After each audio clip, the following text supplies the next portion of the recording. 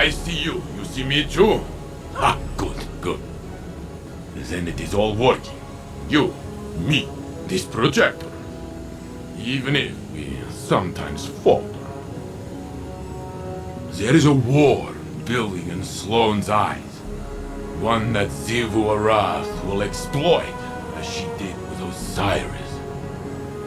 Zavala wore his face, but it was Zavala who took his light. Her whips drove him into a frenzy, lured him into danger, forced Sagira's sacrifice, and left him to die. Now she twists my thoughts into thorns, draws out the faces of the suffering Elixni into my dreams. She whispers that I took pleasure in their pain. I see their eyes as they died by my hands, and they see me. She does not lie. She challenges what you hold as a strength. Osiris's ambition, my protection, Sloane's duty. I have felt how the right word, the right face, can incite one to violence. But I have changed. What she has taken, it will not break me. Sloane is no warrior of glass, but the war within her. Even stone crumbles under enough strife. Stay with her, Guardian, as I should have with Osiris. We must offer her what support we are able, even if she does not want it.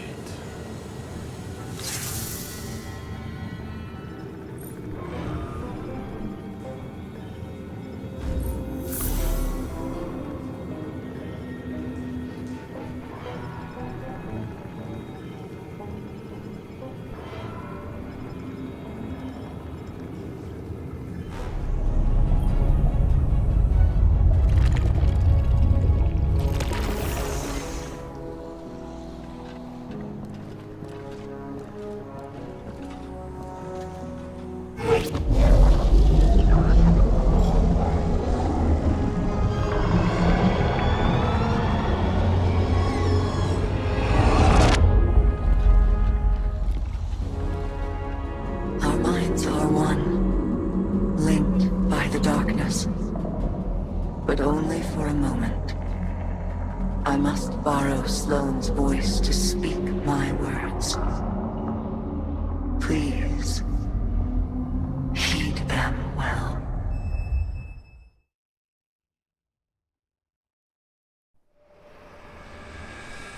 Before you can confront the witness, you must understand it. The witness's first victims were once like you. Struggling for survival, bolstered by hope, until their hopes became reality.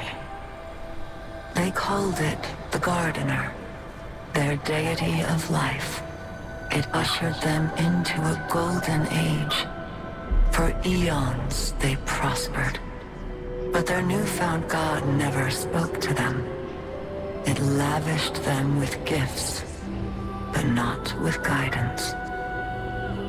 And though they lived in paradise, they came to crave a greater purpose. They desired meaning, structure, a winnower, to shape the garden. Their scholars discovered that the Gardener shared a connection with another entity among the stars. They called it the Veil. And when they found it, they arrived to claim it.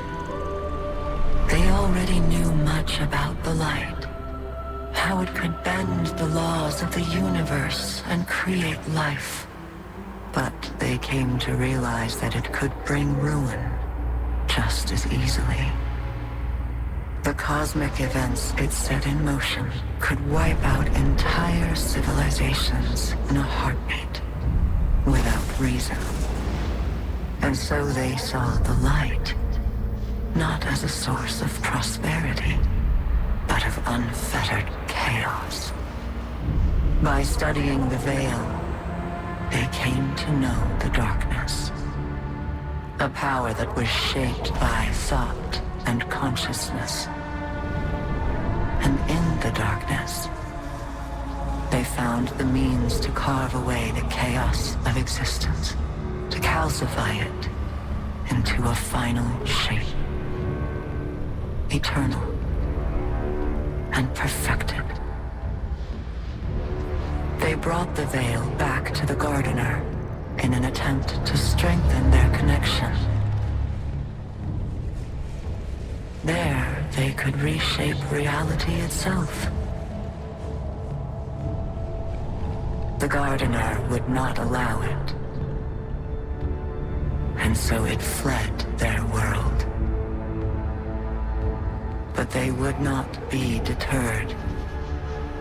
Having witnessed the truth in the darkness, they used its binding power to merge themselves into the salvation they craved. Thus began the Witness's pursuit. Its campaign to impose meaning on a meaningless universe. One that is nearly at its end.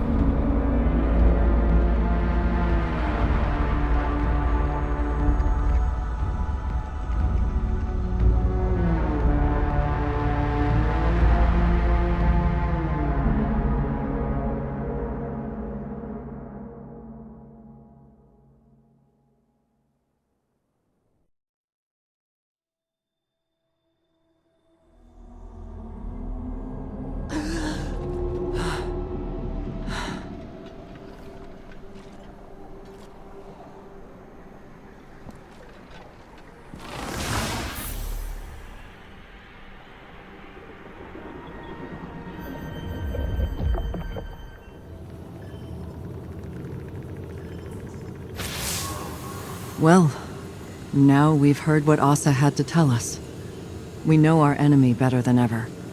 To think that it all started with the need for purpose. How that need became an obsession.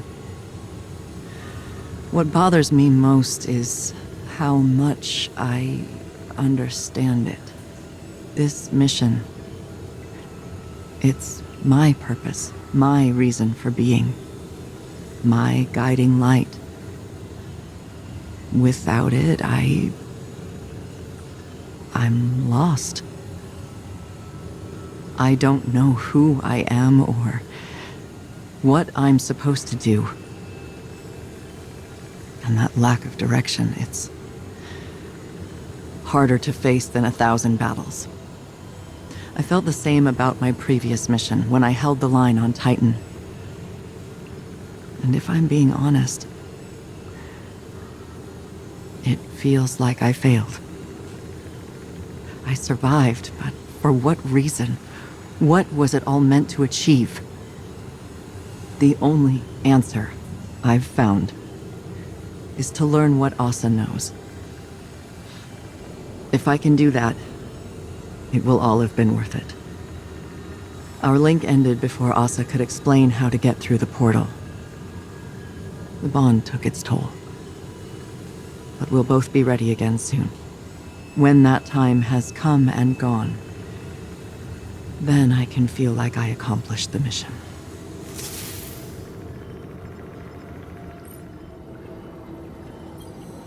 You never did tell me why you trust the Nine so much. Oh, I don't. Not even a little. I trust Orin. Orin? Long story. The short of it is, I may have had a feeling or two for somebody a long time ago. Somebody that lost themselves along the way. But there's a little piece of her still out there. A sliver. Who still has a feeling or two for the somebody I could be. So I trust her. Because she ain't never steered me wrong. No matter how rotten I was. Because at the end of the day, maybe we gotta put our faith in something other than ourselves. even if we're too stubborn to admit it. I didn't expect you to put a lot of stock in faith. And I didn't expect you to lose yours and keep moving. Guess we're all full of surprises, ain't we? I'm giving you the benefit of the doubt that you're being genuine. Oh, I'm always genuine. People just ain't always paying attention. For real, though, Moondust might have given me a push. Thought it'd help. Sounds like familiar advice. Is it though? Helping? No joke? I think so. Then we have that in common too. Chioma Essie, research log. SIVA. SIVA is a nanotech fabrication system, intended to be used by Exodus ships to rapidly build necessary resources from base matter. Maya calls it Willa Bray's obsession, without a hint of self-awareness. But we both see the potential it poses for the future. Each nanomachine in SIVA's design is an independent, thinking machine, utilizing a distributed quantum network to coordinate movement. Like a mechanical version of Radiolaria. Probably where the design was inspired from, if I'm being honest. But the design can be pushed. We're looking at ways of incorporating components from disabled Vex and erased exomines. If we can insulate the nanomachines from the radiation that killed the Exos, maybe their deaths won't be for nothing. Wait. Does this really mean I'm part Vex? Well, it's too early to jump to these conclusions, Nimbus. But there does seem to be some connection between the Vex and the Cloud Striders. It may explain why you and the others are able to enter the Vex network without the aid of splicers. Can I time travel? No, let's hope not.